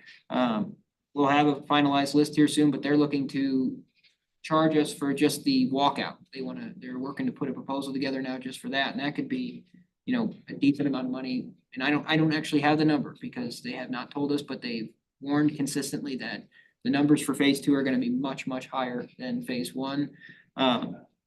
Which then kind of stretches the, how many houses can we really do for the 2 million that we have? Just the question we're asking tonight, and wanted to bring that up, and the way we could, there's a lot of different opinions, but I wanted to first present that information to you, considering the BEAD program should be going in. We'll confirm what houses will be included in their build out, which ones won't. That might be the determining factor. Maybe we should go after the homes that might not be in their build out for some reason or another. Already, we are in a partnership with them to say we're gonna help transmit data to each other, what we can based outside of the NDA, what have we created that we can share with them so they can have the most updated information. But they are pretty confident that they're gonna be filling in the gaps that we have kind of shown as this generalization, that those are the areas we're kind of nervous about. So in the next 4 years, they're going to be here. It's now, how do we avoid building out two pieces of infrastructure doing the same thing? So, and it's just more of a for information item tonight, but we will have the finalized phase 2 list in August. And at that point, we'll need to proceed with Spectrum, or we'll need to have a broader discussion. Can only one provider apply for the BEAD program, like for the city of Wildwood, or could multiple companies go and apply? No, that's a good question, and multiple entities could go and apply. And the one that has our letter of support would actually be, that would be a leg up. It's not necessarily the end all be all. They're not going to choose the more expensive provider because we supported them. But if we offset the cost and then got them under that number, that's where the leverage kind of comes in. But Wildwood is kind of, the way they are presenting it is it's broken up into sections. And they're gonna be, they've done that across the entirety of Missouri, is they broke it up into small sections that are projects. And pretty much they're gonna release these at, coming up here soon within the next couple months, they're gonna be releasing these sections and saying, give us your best proposals. And this doesn't just include hardwired fiber, it also includes, other methods like telecommunication towers and other items. But the key is getting people over the point of being not at less than 100 megabits per second. So it might not be exactly what you're looking for in the sense that it's fiber ran straight to the home, FTTP, but we do know that they will be breaking up Wildwood into different project areas. And they literally took our information for phase one and just pretty much knocked it off their list. They said, oh, well, thanks for doing it for us. So that's just keeping that in mind. I just wanted to make sure you all were aware, because we're gonna run out and do this project and they'll be sweeping in right behind us, quite frankly, by the time we get a contract in place. And by the time we actually get construction out there with them getting their permitting properly done. And I mean, they're gonna be coming quickly, or we're gonna finish phase two and then they'll be quickly behind us. So potentially could different providers do different pockets of Wildwood? Yes. Like if they say, we're gonna pick you for this pocket, we're gonna pick you for that pocket, and might that not push Spectrum to be like, I don't know. More competitive. Sharpen their pencil a little bit, or. Yeah, in that case, somebody else sharpen theirs too, or. yes, and I mean, that it could be, there could be one provider that wins all the contracts just because they might have infrastructure there, which allows them to lower their costs. I mean, the thing is, proximity to current infrastructure is the name of the game when it comes to internet infrastructure, because it's just, quite frankly, that's not always a great thing, because that means you could be set up with coax versus fiber, which, fiber is future-proof versus coax, which is not. So that's one thing to consider, but you could see a situation where you have multiple providers, Spectrum, Whisper, AT&T, all covering the same area. Not the same area, but the same city, Wildwood in this case. But it really will come down, the Office of Broadband Development is gonna be looking at, well, who's got the best prices, who's gonna provide the best product for that price, and who can hit the most homes. So it's really, it's gonna be based off the proposals versus, choosing a certain provider. But if we wanted to sweeten the deal and make it, if we wanted a certain provider to work in our area, or we wanted a certain type, we wanted to have fiber to the home, that's what we want for all these X amount of houses, we could use the monies we have appropriated to kind of sweeten the deal for the provider and say, hey, you apply with us, you can cut off, in this case, we would need to spend the around 450,000 we have remaining in ARPA funds, with the other 1.5 million that we would have. You could say, hey, you hit these homes, we'll give you 1.5, which then makes your application to the BEAD program, it cuts your numbers down. And that allows them to then have a pretty sizable gap. And then the other big thing is that they have to abide by all the BEAD program. The key here is they've got network engineers on staff over the state part, and they also have a lot of staff to oversee these programs to ensure regulations are being met, and that these contractors, once they actually start construction, are doing what they're supposed to and not destroying right away out of just pure negligence in some instances. That's one consideration. The other piece that's really important here is that they can actually not move forward. They plan to have, hook up in 4 years, but they're gonna start releasing these rounds of applications. But they said that they won't actually start entering into agreements till they have everyone on their list covered. So it is kind of like a no man left behind kind of scenario, which is good, because that can ensure us that, if there is a certain list that they are going to provide internet to, and that's what we're working to determine now, which homes are on that list. How quickly can that be done? I hate to go back to some of these people that have been waiting and waiting, going, oh, For sorry. 20 years. Obviously, more money's gonna, That's- which I get, that's- I mean, I get it, but it's like, oh, please, yeah. That more is the years. key consideration. Yeah. And Mr. Farmer, you got your hand up. You're up. Yeah, hey guys. So I think that's super exciting news, Tom. I'm glad to hear it. And I think just based on some of the numbers that they've come at us with, that is more than likely the way we'll have to go, just based on some costs. But I do think we should probably get some like actual numbers in terms of what we have left in the ARPA funding, what we have left for whatever interest we came about, and then kind of coming up with a matrix, whether that's with us or I guess the council as a whole, I assume it's with us, as to who or where that should go, whether that's paying for the walkout or whatever it may be. Because I think the beauty of that is we don't have to then worry about a phase 3 or 4 or whatever if there's other donut holes. And on top of all of that, not that I don't think you guys do an incredible job, but my guess is the federal government is probably significantly better equipped to make sure that this stuff gets done correctly than we are, I would assume. Unless you guys think otherwise, in which case you can strike that. But I imagine having the federal government as the watchdog over this rather than, us isn't a bad idea. Thank you, Chair Farmer. In this case, I mean, there are some serious benefits to their program in general. I mean, at the end of the day, that they're spending 24 hours a day focused in on internet. During our inspections, and this is just, broad based, but during our inspections, we were really, we're out there, we have our, code enforcement team that's out there doing, 2,000 homes. They're stretched thin, and that's while they're doing their full-time jobs. And this is something that we had to rush to, we had to blitz towards. So I can definitely, speak to that factor of it. But the other thing is, we're out there looking for pedestals, we've all shared the burden a little bit, myself, Melanie, code enforcement have gone out there looking just for the presence of, has construction taken place on this street? Are there pedestals, are there vaults, those types of infrastructure that you would expect to see? Also, ran on a utility pole, which was the case in some instances. Do you see that extra line up there? Does it look new? Does the cord look new?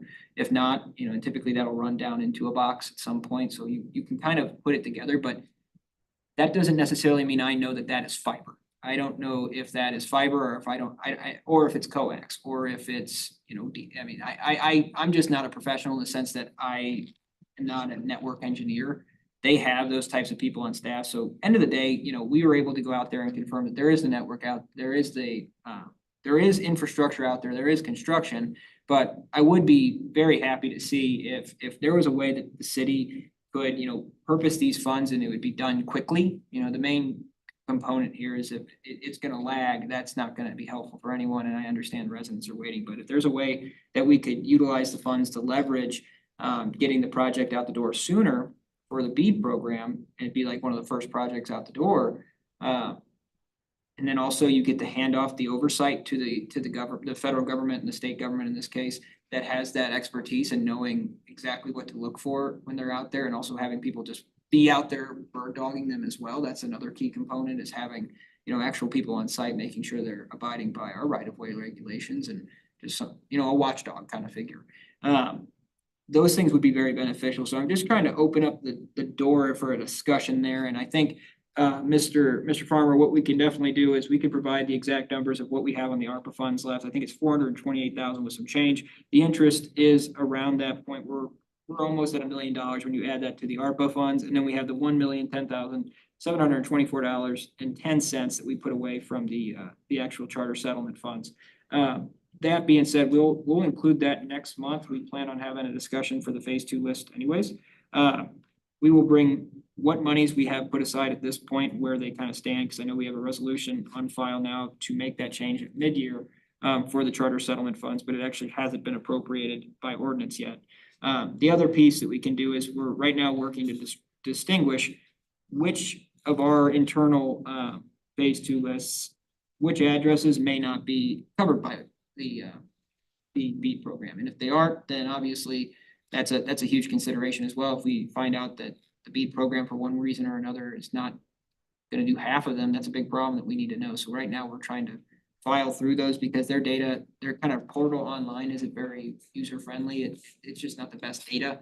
But when you speak to them, they made it pretty clear that they're going to be pretty much carving Wildwood up, and the only areas they're not really going to be going towards are town center, directly in town center, and out where the addresses that we did for phase 1. They literally use that as their guiding principle. It's encouraging though. Yeah. It is. It's Addresses we might not even thought of. that's the other component here, and really appreciate you saying that, is that this whole thought that we've kind of had a lot of anxiety, and frankly, I have too, the department as a whole has had anxiety about, is that, this list, Spectrum has been very firm that whatever the list says, this is it. We're not adding to it. And that makes us very nervous. It's very nerve wracking, because if that wasn't the consideration, we probably would have moved forward with a rougher list lot earlier this year and we would be further along, but we wanted to make sure we had the numbers down. We had the exact number of people, so we don't have someone super upset that they kind of missed their window. But now that we know that there's almost like a safety net coming through afterwards to pick up any addresses that we might not cover.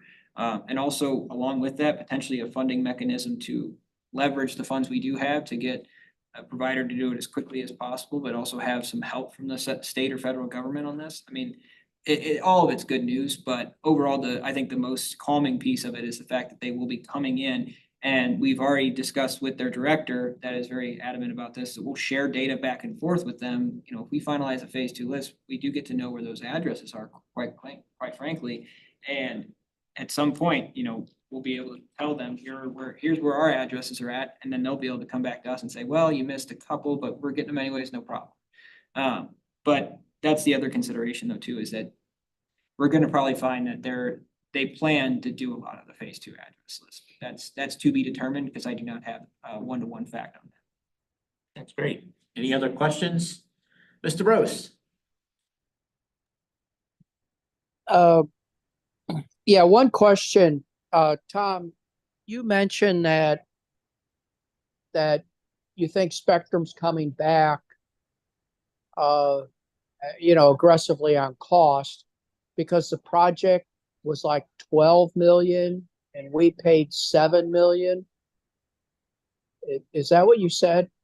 Well, I think that was a general estimate, and it's kind of hearsay, part of the initial negotiations for phase 1, but they've definitely told me that they've spent millions on this project too, kind of idea, but they will be making money in perpetuity. I just think more so from a direct tone from them and direct statements from them saying that phase 2, not only from the fact that just prices have gone up in general. Okay, well, let me jump in here. Did you say that 12 million to me, I would fully expect them to spend millions beyond our 7 million. Agreed. So if they spent 12 and we covered 7, that's a great deal for them.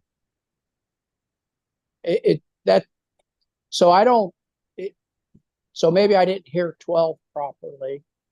That's correct. And I don't have a firm number on their end because they have not told me exactly what their margins are on this one, but that's what at least from the discussions and documentation we had during negotiations, it kind of shows that this would be a rough estimate. And this was before the walkout, before knowing exactly how many. It'd be around 12, but they have just told us, that the project was expensive. They picked up addresses. All of this, we always come back to them and say, well, these are going to be customers of yours for perpetuity.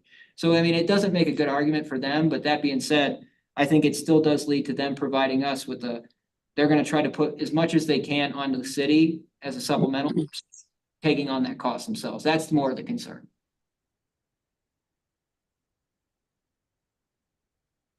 Okay, any other comments?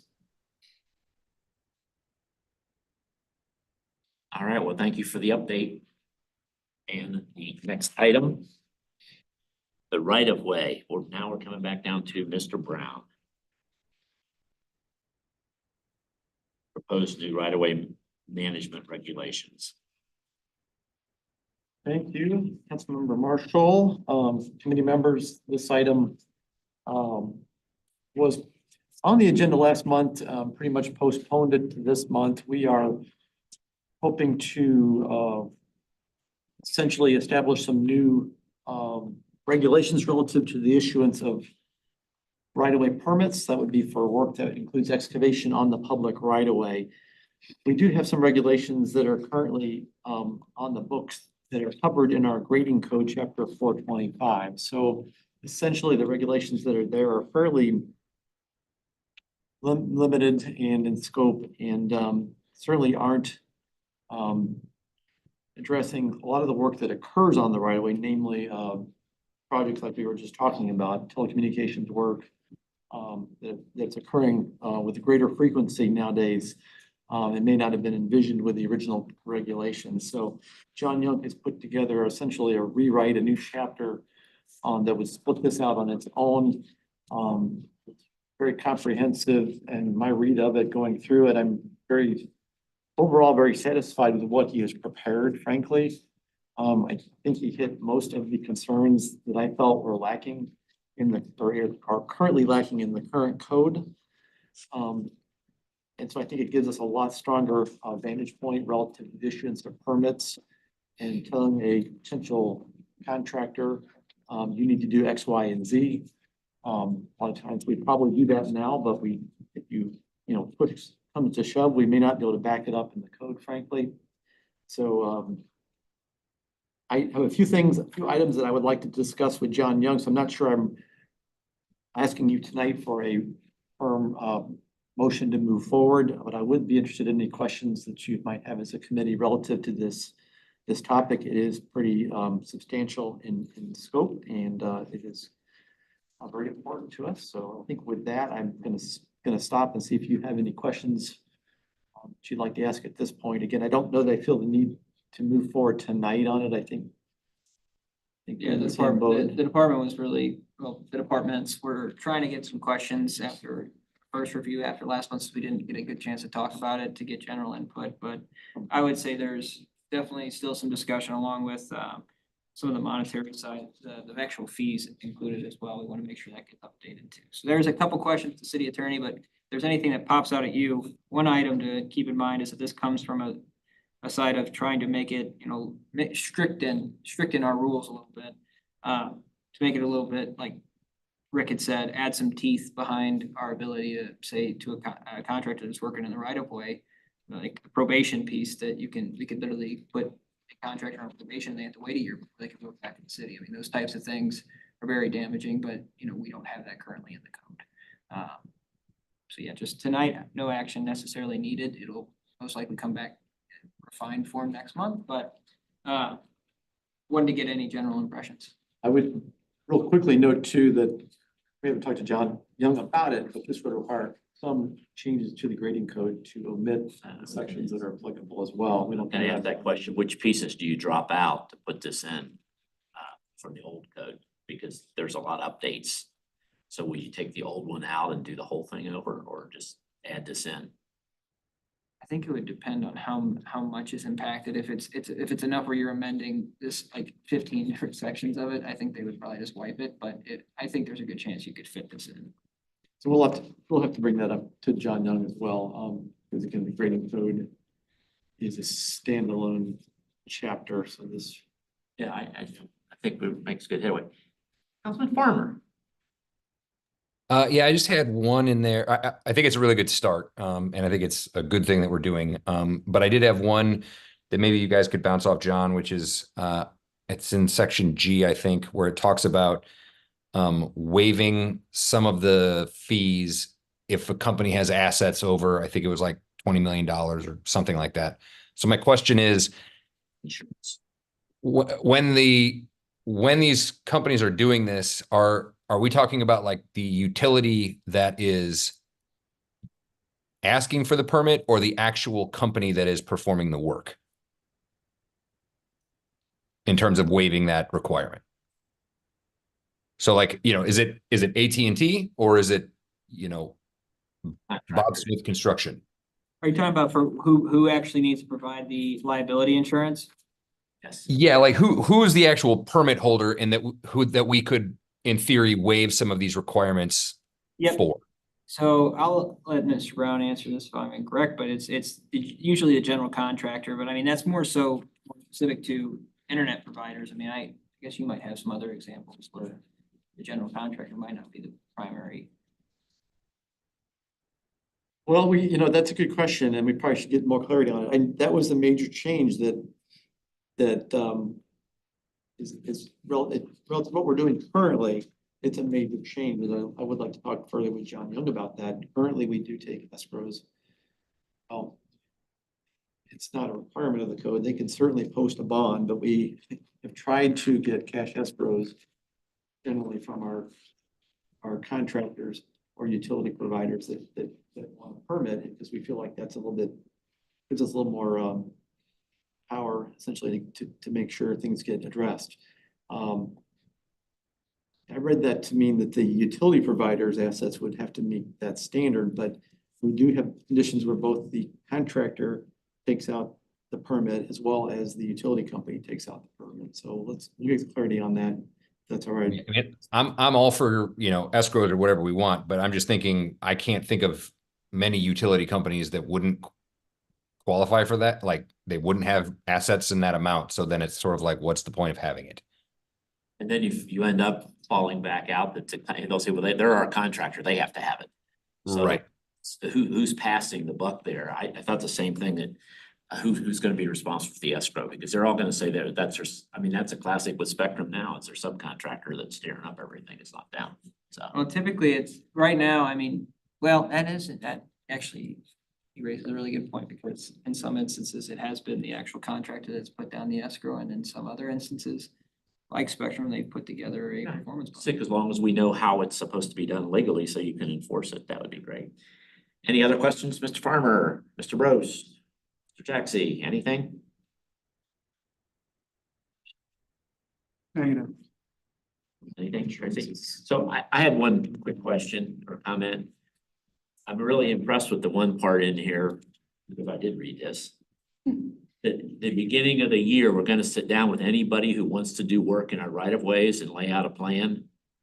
I kind of think the agreement here, that nobody plans a year ahead to do utility work. Most people don't. I'm sure some of the big ones do. It's a nice ask.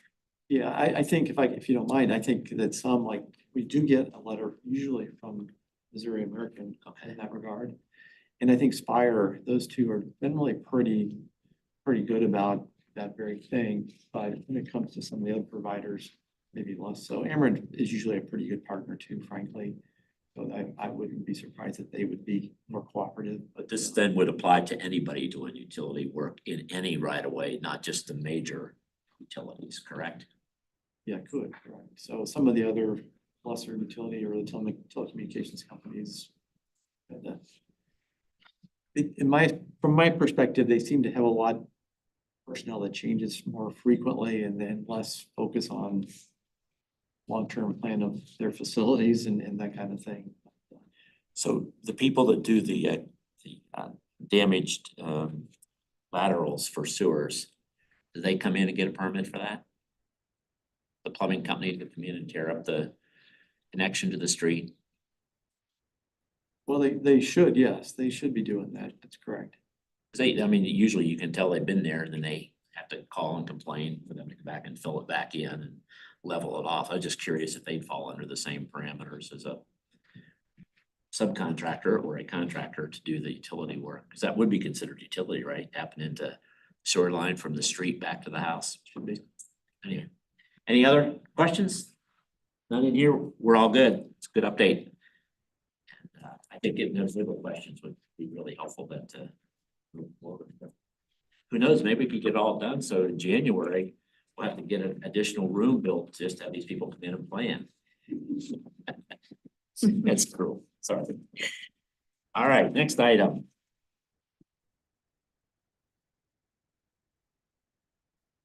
Consultant agreement for the design of Green Pines Park. So, council members, this next item is relative to a project that we've identified more recently. The former roadway right-of-way that was at one point to be Pond Grover Loop Road during the development of the villages at Brightleaf subdivision.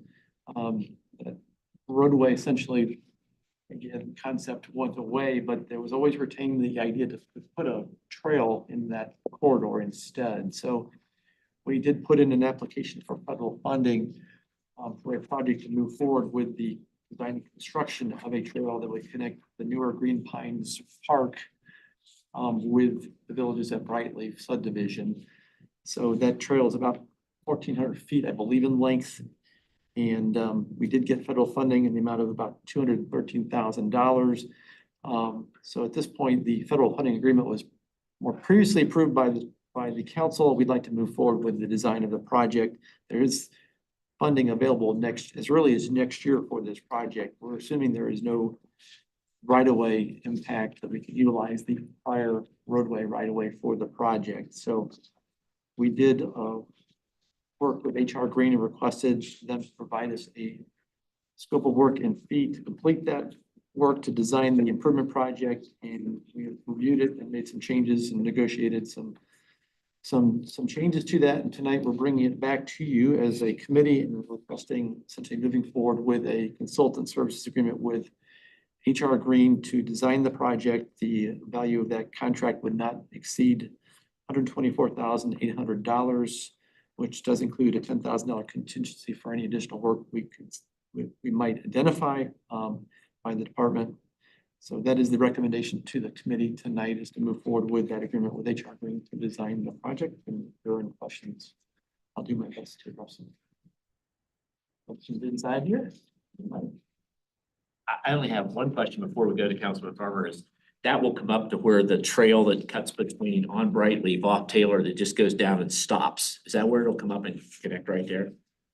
Correct. Right now, there's blacktop that runs back to the end and it just stops, and that's where the trail would be? Correct, from Brightleaf? Yes, there's a little loop that they've constructed with that subdivision. That's what we'll be tied to, is that little small cul-de-sac where the trail terminates. It extends all the way up to Green Pines Park. Then I'm thinking the wrong one. The one I'm thinking of is just like 5-6 foot asphalt from Taylor Road. Right back and it stops. There's no traffic back there. There's no cul-de-sac back there. Sorry. It's just a single trail. You're on, you're. Yeah, if you look at my exhibit, it kind of shows that extension that's there right now. Yeah, but where's he asking about Taylor? Trail there.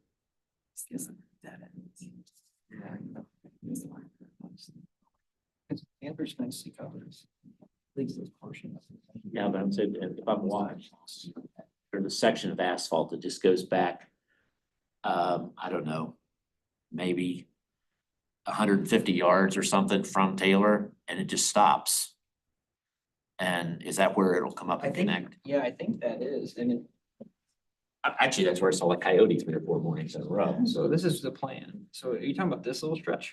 Yeah, this part is asphalt now. Yep, so Yeah. then we would be connecting this Okay, to the green. because it's really not.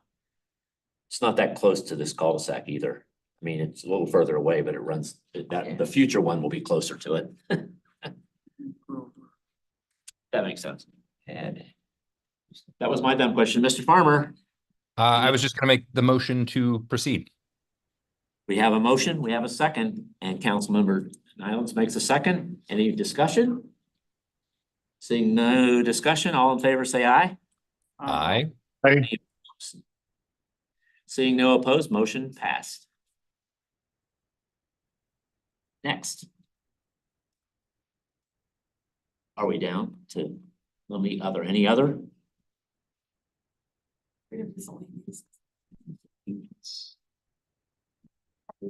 Yes, we are I now. just have a really quick request. I've been hearing from residents, I think just because it's warm out and people are out walking and noticing this more. And I don't know if we can put this in the newsletter, on the website or whatever, and I know we have inclusions, trash cans outside. And I'm getting people, like, they put them right in front of their garage, not even trying to attempt to skirt by, and I know code enforcement is impossible, and I totally get that. But I really believe some people don't understand that they're not supposed to do that. And so I just had a request to, put that out there somewhere, and just, if people read it, they might go, oh, we feel bad, we did. just a reminder about our code that outlines that they should not be visible from the street. I know in the summer, your trash can smell in the garage, and they seem to be coming out, and there they are. I think, I agree. Everybody likes the fact that they do it all in one day, but they don't like the fact that they set out there for 3 days. Yeah, but then some people keep them Out out there, there. yeah, they're until too the next big, week. Yeah, and some people never got rid of their other ones. other ones, and even the ones before that. And they're all right there. And so I'm just hearing about that from people, so. I do know some of the trustees have put it out in their newsletters to remind them of We can this. put a reminder out in the e-newsletter Okay, for sure. that would be great. Thank you. That's an easy one. Yep. I only have one other question. I'd love to get it on this agenda. I seriously would like for us to talk about getting back to 2 meetings. I thought that council meeting the other night was embarrassing. We brought 8 or 10 people up for appointments and nobody even brought them up to introduce them to who the people were. And you're putting people on 4-year assignments on planning and zoning and nobody even knows where these people are coming from. The mayor has a right to appoint them, but I think that we try to put so much into those meetings that nobody has a chance to discuss what the issues are. So I would really like to figure out what, now I asked to have it put on the agenda, it didn't happen last time. But I just would like to have us, and maybe it starts in this committee, the merits of, and again, this is back to the staff, but you guys have to just bust yourself trying to get the stuff, and especially you go to 4 to 5 weeks. And I think it's and this is just my opinion, but it's an embarrassment to the public that somebody comes in and they see that we're gonna have a resolution or talk about, if you have a concern about that within 15 days, we're not gonna meet for 5 weeks. So there's no reason to think that you have any commitment back to the community, but that's, you know, that's exactly what it should be. And I know why we did it through COVID. And I honestly believe the meetings would be so much faster and quicker and people wouldn't feel hopeless. Now, when will this be back up again? And then they're like, oh, okay, well, that's another month or that's 5 weeks away. So for what I do know, a handful of people felt that might be a good way to do it. So I would just like to figure out if we put it on an agenda here. I had talked to the mayor about it, and he didn't push back at all. He said, just give him a couple months to get things going, but he's gonna get the comments. I mean, and I can tell you that happens. You know, people say, well, wait a minute. I come to the meeting and now you're gonna deal with this and 2 more months down the road or something. And I just think that we could do better, but just my opinion. So I would like to ask to have it on the agenda. And I just, for my knowledge, that was before you had these meetings, right? No, you've always had these meetings too. Okay, the council has been divided into X amount of meetings. Used to have 5 subcommittees years ago, but Okay. then we got into 2. Okay. And combined some, and now that the economic development came in, what, Okay. 5, 6 years ago? Before that, that was just absorbed by the 2 committees. Okay. And you had the committee meetings, and then you went to council, but you had a council 2nd and 4th Okay. Mondays. And we'd cancel. It used to be July was hard. Sometimes we couldn't get a quorum and we'd cancel it. Same thing around Christmas time. But over the years of doing it, and I mean, I know everything changes. You know, as long as we could still get 9 people, it allowed the staff to do their job of keeping the meetings moving. You know, sometimes they go, well, we're gonna be out of town, or yeah, we get that, but you got 16 people and you need 9 to have a meeting. And the meetings could be a lot quicker and to be able to do it, but I just like to get it back to discuss instead of having people stand out there and say, so when will this be back up again? And it's just this constant delay. And I know, you know, good government's never fast, but I think it should be at least defined more that if you tell a petitioner, no, you can't do this, they shouldn't have to wait 3 months to come back because it's a convenience for the city. And we kind of report work for those people, so. So if I need to make a motion, I can. I was just gonna suggest that I've had some conversations about that. I think we're a little bit in the information gathering stage at the moment, but we could probably put it on like the September one, if that works. So not our next one, but the following. If you're making a motion, that's fine. I don't know. I mean, I'm happy to have a motion. I think I can just do that, can't I? Well, you can make a motion, you get a second, and then we can vote on it as a committee.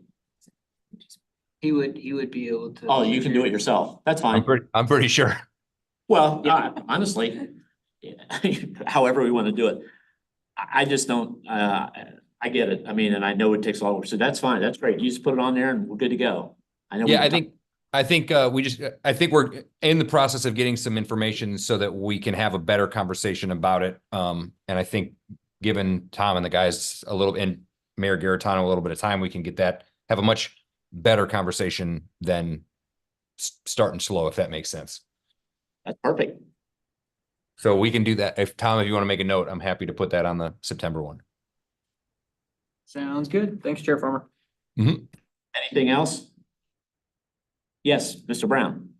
I just have been remiss in not recognizing Katie's assistance, and I wanted to bring that to your attention. Bree left us in May. Katie's been filling in, doing a wonderful job. And she's gonna depart because she's works primarily for planning and parks. Not leaving the Not city. to In the city, just. You're not gonna let her leave. You won't be here at our meetings. We've got her shoes filled. It took a while to find someone who'd be willing to come work for us. But Amy Amy graciously agreed, Amy Mathis, to join us. It was Monday. So she'll be doing her best. We hope to see you next month. Here next month, exactly. I said that. Trial by fire. That's great. Did a great job. Perfect. Anything else? We need a motion to adjourn. Yes, we have it right inside here. Yes. Second. So Councilman Nylands makes a motion, Councilman Howard seconds the motion. All in favor? Aye. Bye. Thank you. Happy 4th of July. So we're Thanks, everybody. See you later.